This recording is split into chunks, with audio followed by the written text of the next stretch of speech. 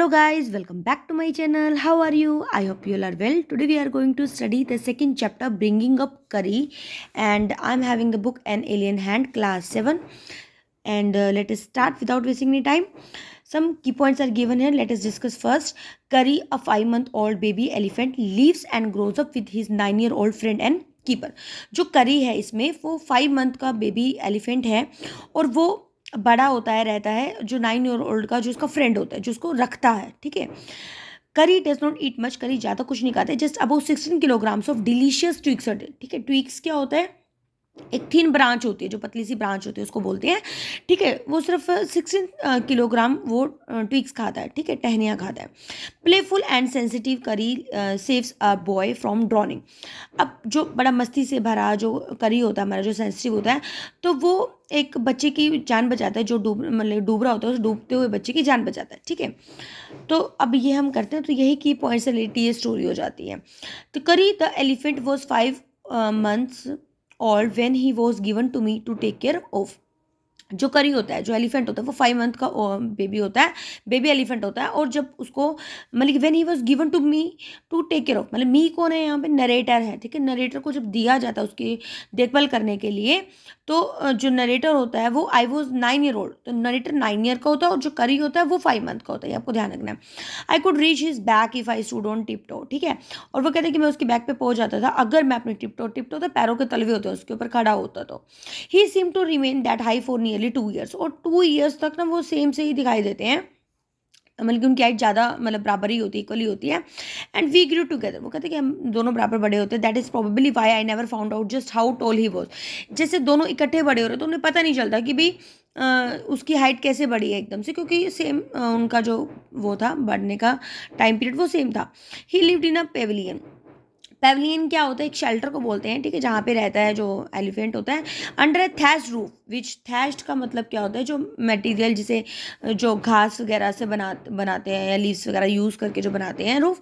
Which rested on thick tree. और जो वहाँ पे क्या है, थिक ट्री स्टम्प्स है एक वहाँ पे उसी पेविलियन में, उसी शेल्टर में एक स्टम्प है. स्टम्प क्या होता है? जो पेड़ होता है ऊपर से अगर हम काट दें तो नीचे का जो रूट से ऊपर थोड़ा जो तना होता है उस पार्ट को हम स्टम्प बोलते हैं. तो वो जिसे it could not fall in vain, जिससे वो मतलब क्या है कि हिले ना, मतलब कि अगर मान लो उसको अगर उसे बांध दिया है, स्टम्प से बांध देते हैं, तो क्या है कि वो व्हेन करी बम्प्ड अगेंस्ट, जैसे जो करी है इधर उधर घूमेगा तो वो अपने बैक साइड से उसको वो गिरा ना दे, उसे मूव ना कर दे जिसका पैविलियन है. तो इस वजह से उसको स्टम्प से बांध के रखते हैं. One of the first thing Kari did he was to save the life of a boy. और एक चीज़ है जो करी की जो सबसे मतलब कि मेन बात थी कि उसने एक बच्चे को ही जान बचाई थी. Kari did not eat much of, he नेवर दी लेस नीडेड 40 pound of twigs a day to chew and play with. अब जो करी होता है वो ज़्यादा कुछ नहीं खाता, लेकिन इसकी बजाय उसको 40 pound जो ट्विक्स हैं वो तो चाहिए होते हैं सारे दिन खाने के लिए, उसके जैसे खेलने के लिए. Every day use to take him to the river in the morning. जो नरेटर होता है वो हमारा, वो उसे रिवर पे हर मॉर्निंग लेके जाता है नहाने के लिए. He would lie down on the sand bank white.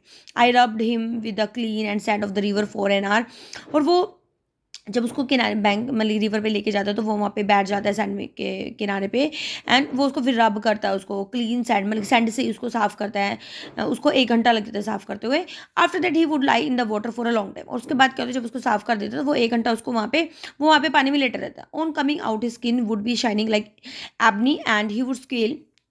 और जैसे ही मतलब कि वो जैसे वो एबनी क्या होता है यहाँ पे, जैसे एक ब्लैक कलर की हार्डवुड होती है, वो उसकी तरह उसकी बॉडी ना जैसे सैंड से उसको साफ करता है तो वैसे उसकी बॉडी शाइन करने लग जाते हैं. और ही वुड स्किल. स्किल क्या होता है? जब वो साउंड निकालता है खुशी में, तो फिर pleasure as I rubbed water down his back. और जैसे वो उसको पानी से उसको साफ करता है उसकी बैक को, तो वो बड़ी खुशी से उसकी साउंड निकालता है.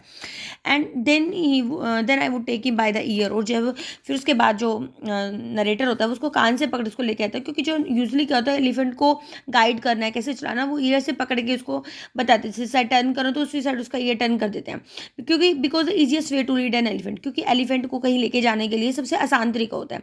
Live him on the edge of the jungle while I went into the forest to get some luscious twigs for his dinner.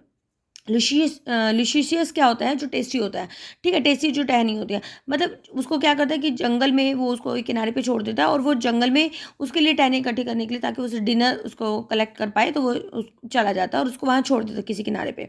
One has to have a very sharp and hatchet to cut down these trees, and it takes half an hour to sharpen the hatchet, because if a tree is mutilated an elephant will not touch it. देखो वो क्या होता है कि उसको उसको चाहिए, उसको एक नाइफ चाहिए होता है, शार्प नाइफ चाहिए होता है, ठीक है, उसको टहनियों को काटने के लिए, और उसको आधा घंटा लग जाता है कम से कम उसको, मतलब कि शार्प करने में, उसको नाइफ से, मतलब कि जो इस टाइप की उसको ट्विक्स करनी पड़ती हैं जो सिमिलर हो, क्योंकि अगर वो कम टेढ़ी मेढ़ी होंगी तो वो एलिफेंट है उसको टच भी नहीं करेगा, ठीक है, इक्वल साइज में उसको काटनी होती है. It was not an easy job to get twigs and sapling for the Kari, और ये कोई आसान काम नहीं था कि उसके लिए टहनियाँ लेकर आना आसानी से. सैपलिंग सैपलिंग के तो जो न्यू प्लांट्स होते हैं, जो किसी भी उसके कोई भी प्लांट होता है ना, नया प्लांट, उसको सैपलिंग बोल देते हैं, ठीक है, Kari. I had to climb all kinds of trees to get the most delicate and tender twigs. उसको सॉफ्ट सॉफ्ट सी ट्विक्स लेकर आनी होती थी, लीव्स लेकर आनी होती थी उसको, मतलब कि ताकि वो आसानी से उसको खा सके. As it was very fond of the young branches of the banana trees which grows like a cathedral of the leaves and branches. और उसको ना ज़्यादातर उसको वो ब्रांचेस पसंद थी जो बनियन ट्रीज की होती थी, और वो हमेशा जिसके लीव्स क्या होते हैं, सारी जगह भरे भरे से होते हैं, कैथेड्रल ऑफ लीव्स होते हैं जब लीव्स भरे होते हैं एक साथ. And I was gathering some and our one spring day in March, ठीक है, और वो इकट्ठा करा होता है जब उनको ट्विक्स को, तो मार्च का टाइम, स्प्रिंग का टाइम होता है, तो जब वो I suddenly heard the Kari calling to me in a distance, उसको एकदम से आवाज आती है कि करी उसको ना बुला रहा है दूर से. As he was still very young, अभी वो जैसे छोटा ही है, the call was more like that of the baby than an elephant, ठीक है, उसकी आवाज़ ऐसी ही लगती है जैसे बच्चे की होती है बजाय की एलिफेंट की, क्योंकि वो छोटा ही था. I thought somebody was hurting him, और मुझे ऐसा लगा जैसे ना कोई उसको हर्ट करा, परेशान कर रहा है उसकी आवाज़ से. So I came down from my tree, तभी मैं वो पेड़ से नीचे उतरता and run very fast to the edge of the forest where I had left him. और जिस किनारे पे उसको छोड़ा था वो वहीं पे आके उसको भाग कर देखता है, but the he was not there, लेकिन वो वहाँ पे नहीं होता. आई लुक्ड ऑल ओवर, मैंने इधर उधर सब जगह देखा, I could not find him, उसको वो मिलना ही मिलता है. I went near the edge of the water, तब वो पानी के किनारे के पास जाता है, and saw a black something struggling up its surface, और उसने देखा कि कुछ ना सरफेस पे कि ब्लैक ब्लैक से उसको ऐसा लग रहा है कि कुछ स्ट्रगल कर रहा है. Then I it was higher and it was the trunk of my elephant. जैसे वो थोड़ा ऊपर आता है पानी पे, तो जो उसको एलिफेंट का ट्रंक दिखाई देता है. I thought he was the drowning, और उसको ऐसा लगता है कि वो डूब रहा है. I was helpless because I could not jump into the water, और वो अपने आप को ना असहाय समझता है क्योंकि उसको लगता है मैं जंप तो कर नहीं सकता पानी में से. The 400 pounds of him since he was much higher than, और वो इतना भारी है, ठीक है, 400 pounds का, तो उसको, और वो उससे ज़्यादा भारी, तो उसको कैसे बचाएगा, ठीक है. But I so his back rise above the water, तब उसने देखा कि जो उसका बैक पार्ट है वो ऊपर उठा हुआ है पानी से, ठीक है, क्योंकि वैसे भी पानी में कोई भारी चीज़ गिरती है तो वो ऊपर ही आती है ना, तो वो वही सेम चीज़ एलिफेंट के साथ ही. Then the moment he caught my eyes he began to trumpet, और जैसे उसकी नज़र उसकी आंखों पर बढ़ती है, तो वो भी उसको, मतलब कि जैसे ट्रम्पेट करते साउंड करना शुरू कर देता है elephant. Struggle up to the shore, ऐसा लग रहा है जैसे वो किनारे पे आना चाह रहा है.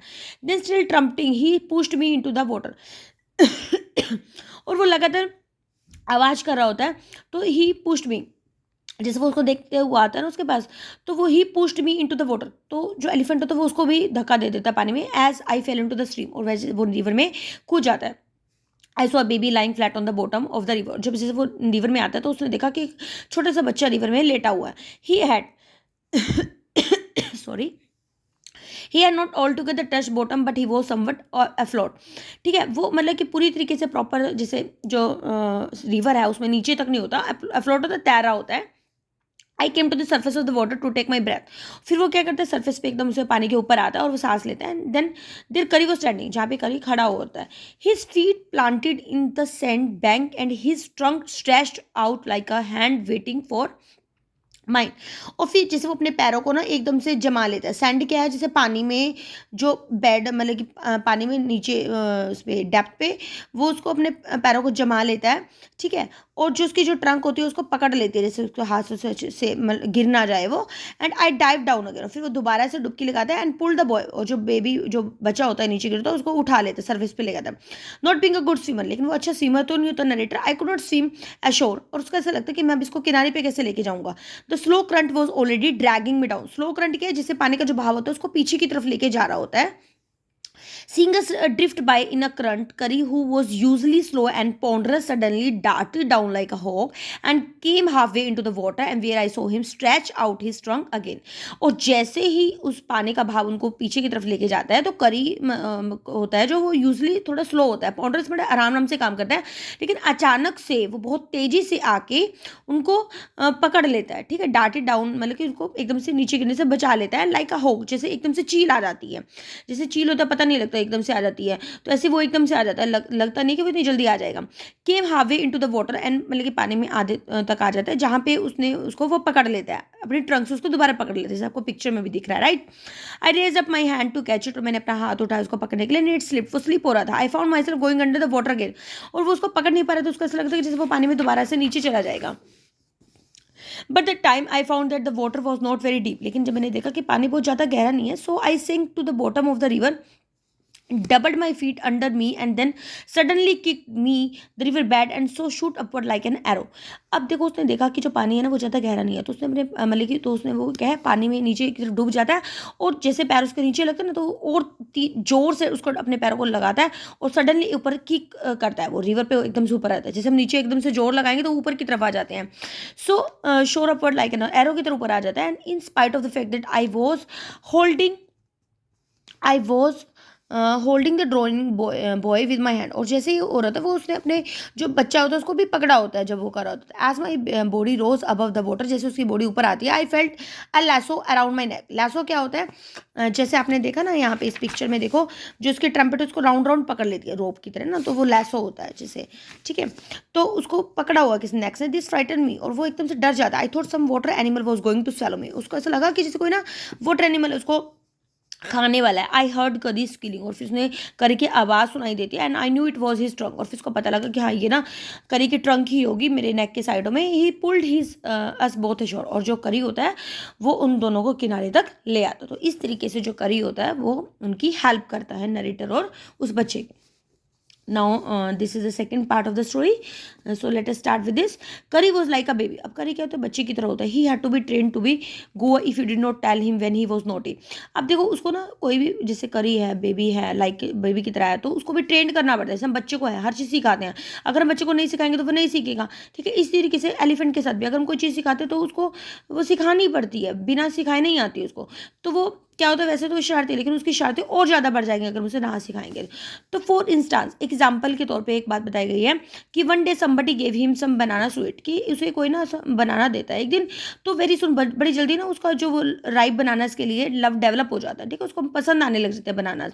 We used to keep large plates of a fruit, और यहाँ से ना थोड़ा टाइट है बुक, थोड़ा सा करने मुश्किल होती है। We used to keep large plate of the fruit on a table near a window in the dining room. वो ना एक बड़ी सारी प्लेट में डाइनिंग रूम में मतलब विंडो के पास एक मतलब फ्रूट्स की प्लेट रख देते थे। तो एक दिन क्या हुआ, सभी बनाना ऑन दैट टेबल डिसअपियर, सभी बनाना मतलब कि वहाँ से डिसअपियर हो जाते हैं, दिखाई नहीं देते। And my family blame the servants for eating, और मेरी फैमिली कहती है सर्वेंट्स को ब्लेम करने लगती है कि उन्होंने खाए हैं, ठीक है। फ्यू डेज लेटर, कुछ दिनों के बाद जो फ्रूट फिर से दोबारा डिसअपियर होते दिखाई देते हैं, तो जो इस टाइम जो ब्लेम है वो मेरे ऊपर आता है, वो नरेटर कहता है मुझ पे आता है। आई नो डन इट, और उसे पता था कि मैंने नहीं किया। It made me very angry with my parents and the servants, for I was sure the had not taken someone had taken all the fruit, ठीक है। और उसको पता था कि भी उसको गुस्सा आता है कि मेरे पेरेंट्स हैं, सर्वेंट्स हैं, मुझे कह रहे हैं सारे के सर, उसको इस बात के लिए श्योर था कि उसने सब नहीं किया, ठीक है, कोई और है जो फ्रूट्स लेकर गया है। The next time the fruit disappeared I found a banana all smashed up in a curry pavilion. Next time क्या होता है, जो फ्रूट होते हैं वो डिसअपियर्ड हो जाते हैं, और मैंने वो जो बनाना है उसको जो स्मैश्ड होते हैं मतलब कि जैसे कहते हैं कुचला जाते हैं, वो करी के पैवलियन में उसको मिलते हैं। This surprise me very much for I had never seen fruit there, और ये चीज़ को सरप्राइज करती है कि भाई वो बनानास वहाँ पे कैसे आए, ठीक है। तो फॉर आई, क्योंकि उसने कभी देखा ही नहीं उसको बनाना खाते हुए। As you know he had always lived on a twigs, क्योंकि आपको पता है ना कि वो सिर्फ हमेशा ट्वीक्स पे ही रहता था। Next day while I was sitting in the dining room wondering whether I should take some fruit, और जब नेक्स्ट डे क्या होता है कि वो ना डाइनिंग रूम में बैठा होता है, देख रहा होता है कि whether I should take some fruit, कि मुझे फ्रूट लेने चाहिए नहीं लेने चाहिए फ्रॉम टेबल से, विदाउट माई पेरेंट्स परमिशन, कि मुझे अपने पेरेंट्स की परमिशन के बिना फ्रूट्स नहीं लेने चाहिए। तो सडनली क्या होता है, long black thing very much like अ स्नेक, ठीक है, एक लंबी सी एक चीज़ आती है स्नेक की तरह होती है, जो अचानक से आती है विंडो से और एकदम से डिसअपियर हो जाती है और बनाना ले जाती है, जैसे आप पिक्चर में देख रहे हो, ठीक है। ये एक लंबी सी चीज़ आ रही है और वो बनाना लेके जा रही है, ठीक है। I had never seen snake eat banana, और उसने देखा कि ना स्नेक लग रहा है, लेकिन फिर वो कहता है कि स्नेक तो कोई बनाना खाते ही नहीं, I thought it must be terrible snake, लेकिन उसने लगा कि चलो कोई भयानक स्नेक होगा जो खा लेता है। दैट वो स्नीक इन क्या होता है, चोरी करना, चुपके से चुराना, टेक फ्रूट लेके जा रहा है। I crept out of the room, और जैसे वो रूम से बाहर आया एंड विद ग्रेट फियर, डरा होता है in my heart, and run out of the house, घर से बाहर जाता है वो, feeling sure that the snake would come back into the, उसको ऐसा लगता है कि वो जो स्नेक है वो दोबारा वापस से फिर आएगा, eat all the fruits and all of us, ठीक है, और वो मतलब कि सारे के सारे जो किल ऑल ऑफ अस, और सबको वो उसे ऐसा लग रहा था कि वो जैसे वापस घर से में दोबारा आकर और सबको फ्रूट भी खा जाएगा और सबको मार भी देगा। एज आई वेंट आउट, जैसे वो बाहर गया, आई सो करी back disappearing in the direction of the Pavilion, उसने देखा कि जो करी है वहाँ पे है नहीं है उसके पेविलियन वाले रास्ते में। That I was so frightened, तो वो डर जाता है। That I wanted his company to cheer me up, ठीक है, उसको उस टाइम ना उसको कुछ चाहिए था उसको, जिससे वो अपनी बात शेयर कर सके। I ran after him into the pavilion, और फिर उस जो पेविलियन शेल्टर होता है वहाँ पे वो जाता है उसके पीछे दौड़ता हुआ। I found him there eating bananas, उसको वहाँ पे क्या लगा, उसने क्या देखा कि जो करी होता है वो बनानास खा रहा होता है। I stood still in astonishment, astonishment का तो हैरानगी में वो वहाँ पे खड़ा रहता है। और जो बनानास वर लाइंग स्ट्रू मतलब कि क्या है, जो बनानास थे वहाँ पे इधर उधर फैले हुए थे, गिरे हुए भी थे, ऑल अराउंड हिम, उसके चारों ओर। He stretched out his trunk, और उसने एकदम उसके ट्रंक खींची, and reach for far away from where he was standing, और जहाँ पे वो खड़ा था उसे वो बहुत दूर तक उसके ट्रम्पेट ले आता है। And this instant the trunk look like a black and snake, ठीक है, और उस टाइम जो उसकी ट्रंक होती है वो एक ऐसे ब्लैक स्नेक की तरह लग रही थी। एंड आई रियलाइज दैट करी वॉज अ थीफ, और उसको पता चल गया जो करी है वो चोर था। आई वेंट टू, मैं उसके पास गया and pulled him out by the year, मैंने उसके कान से उसको खींचा and joyously short my parents that it was the Kari, और उसने एकदम से मतलब कि उत्साहित होते हुए पेरेंट्स को उसको दिखाया कि भाई ये करी था। Note that I had eaten all, भाई मैं नहीं था जिसने मतलब कि इतने दिनों से भी मैं फ्रूट्स चुरा रहा हूँ।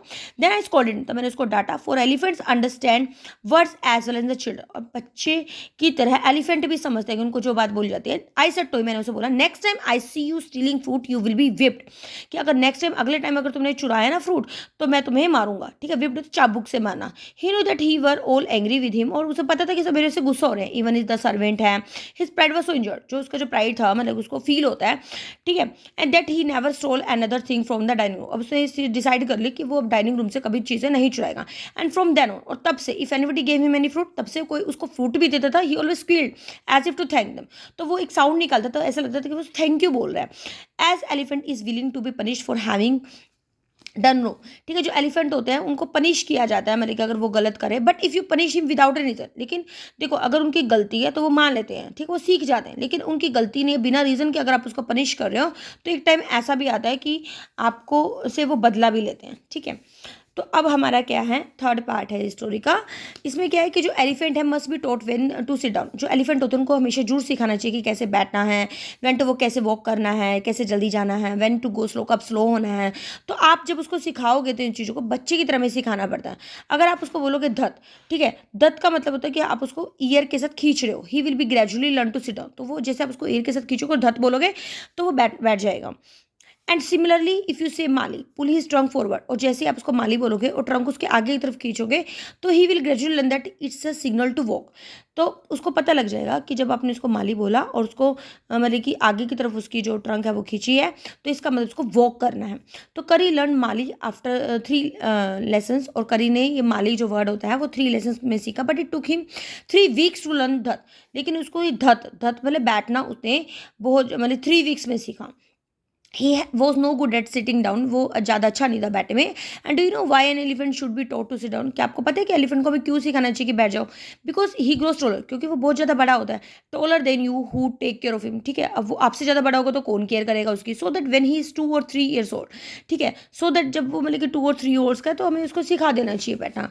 You can only reach is back with a ladder, अगर वो ज़्यादा बड़ा हो जाएगा तो आप क्या है कि हम उसको लेडर रखनी पड़ेगी आपको उसको पर चढ़ने के लिए। It is therefore better to teach to sit down by saying that so that you can climb upon his back, ठीक है, इसलिए बेटर क्या होगा कि आप उसको धत बोल के उसको बैठना सिखा दे ताकि आप इजीली उसके बैक पे चढ़ जाएं।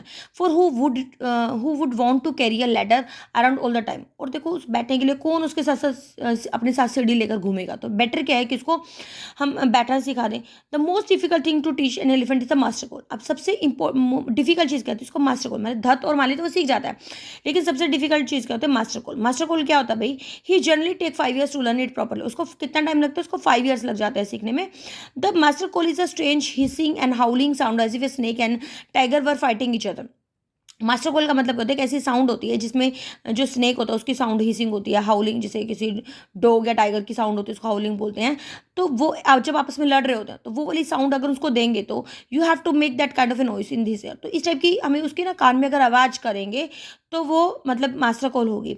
And do you know what you expect an elephant to do when he give a master call? क्या आपको पता है ना कि क्या आप एक्सपेक्ट करते हो अगर आप उसको मास्टर कॉल दोगे एलिफेंट को तो क्या होगा? If you are lost in the jungle, अगर आप मान लो जंगल में गुम हो गए हो, there is no way out, और आप बाहर नहीं आ रहे हो, आप हो और आपका एलिफेंट है, तो everything is a black except the stars, आपको सब कुछ ब्लैक ब्लैक नजर आ रहा है और सिर्फ स्टार्स ही है, तो you dare not to stay very long anywhere, आप ज़्यादा टाइम तक वहाँ पे नहीं रुक सकते।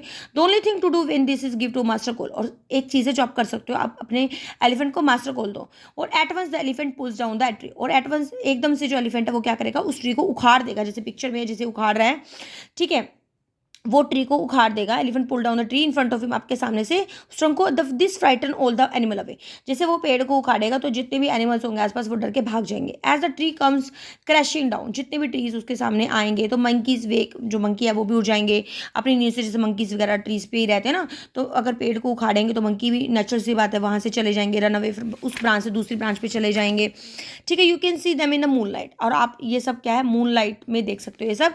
And you can almost see the stags running in all direction below, और आप ये भी देख सकते हो कुछ हिरन्स होते हैं जो वो भी दौड़ रहे हैं उसी डायरेक्शन में। You can hear the growl of tiger in the distance, उसी टाइम आपको टाइगर की भी आवाज़ सुनाई दे सकती है। इवन ही इज फ्राइटन, लेकिन वो डर जाते हैं क्योंकि एलिफेंट से टाइगर वगैरह डर जाते हैं, ठीक है, और जिस अगर इस तरीके से डिस्ट्रक्शन करे तो specially. Then the elephant pulls down the next tree, और तब जो एलिफेंट होता है वो नेक्स्ट ट्री उखाड़ देते हैं, नेक्स्ट एंड द नेक्स्ट, ठीक है। Soon you will find that the has made a round right through the jungle straight to you, जिस तरीके से वो पेड़ को गिराते हैं तो उससे हमें डायरेक्शन मिल जाती है, तो आपको कुछ टाइम बाद पता लगेगा कि आप अपने घर की डायरेक्शन की तरफ ही हो गए हो जगह से। तो this is the end of the story. तो मतलब देखो जो हमें इस चैप्टर से क्या पता चलता है, जो एलिफेंट होते हैं वो फ्रेंडली होते हैं, ठीक है, जैसे हमने टाइनी टीचर पहले वाले लेसन में पढ़ा था कि हम जो एनिमल्स होते हैं उनसे बहुत कुछ सीख लेते हैं। तो देखो एलिफेंट भी है, देखो बच्चे की तरह होते हैं वो भी, जैसे हम उनको सिखाते हैं वो वैसे ही सीख जाते हैं, वो हमारे हेल्प भी करते हैं, ठीक है।